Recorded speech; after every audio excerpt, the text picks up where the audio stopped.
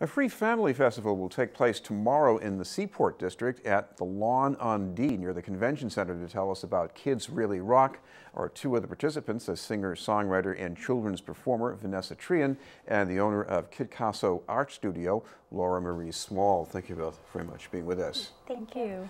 I want to start with Vanessa. This sounds like something you do all the time, a festival with kids. What's it like?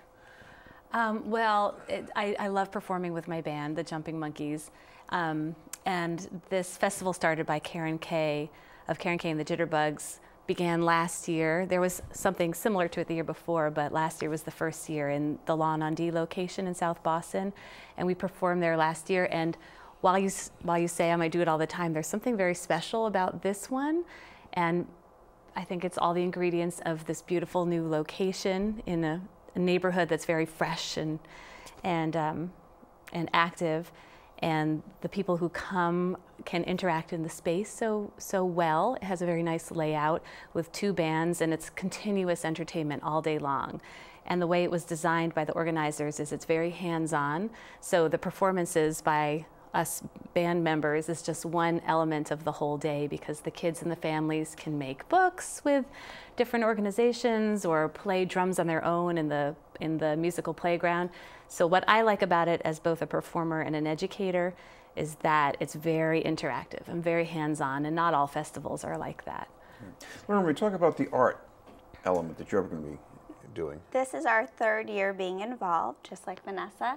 And last year we had a combination of 3D sculptures that the kids could create and design their own homes or boats or special little places to sail a favorite stuffed animal away on. This year we're taking a spin on growing through books and literature, and the children will be designing and creating their own books about themselves and how they're growing through the stages of life. So they might start their story as when I was a baby, and we'll try to get them to imagine what was life like for you when you were a baby. What did you eat? What did you play with? Who snuggled you at night? And then they'll go up from there until they grow up. And what do they want to become when they grow up? And what do they envision themselves doing? And who are they going to be in their communities one day?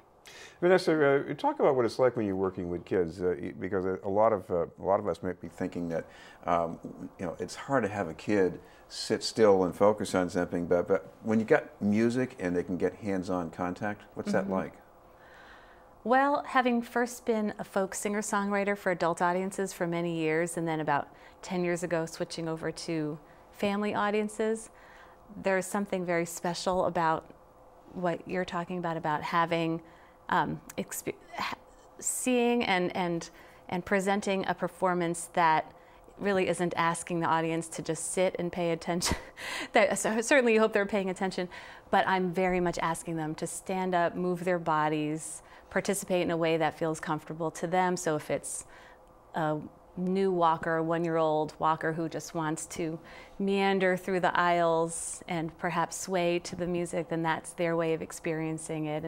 And so for me, it's a very give and take, wonderful experience playing for families, because everyone's experiencing it in their own way and not just sitting, unless that's what they choose to do.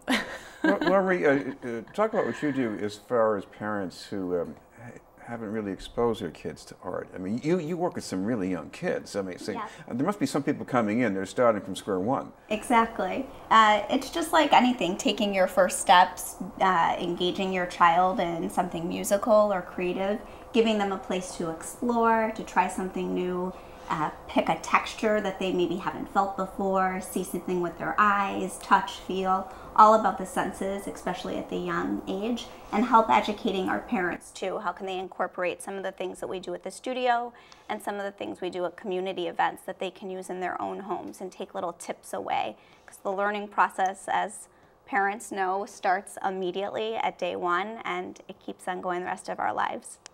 Vanessa, talk about the importance of the arts, because this isn't just something to keep the kids amused while you're running around the city. There's more to it, right? Say that again. In other words, there's more going on here than just letting your kids romp around for a couple of hours and burn off some energy. Right. Well, first of all, it's an entire day, and so you can experience so many things in that day, and really not a chance to just sit and be idle here. There's going to be music in 2 different stages. There's so many interactive projects, and it's not just sort of burning off energy. You're really, some children might be experiencing a concert for the very first time, and that is such an invigorating, exciting experience, both for the parents to see how their child might be experiencing music internally in their bodies, or externalizing and singing along, or trying it themselves in drums. And so it's definitely not just sitting back, but really diving into the experience. And Laura Marie, I guess it makes an impression in parents if they're working with your art materials that you see a kid who's really just loving it. Yeah. No, I feel like tomorrow we will see kids who won't want to leave our table, and it will be fantastic getting them to start their book and complete their book with us. But we hope to encourage the kids to try out all the arts that will be represented tomorrow, and to, of course, come back to us for more as the day progresses.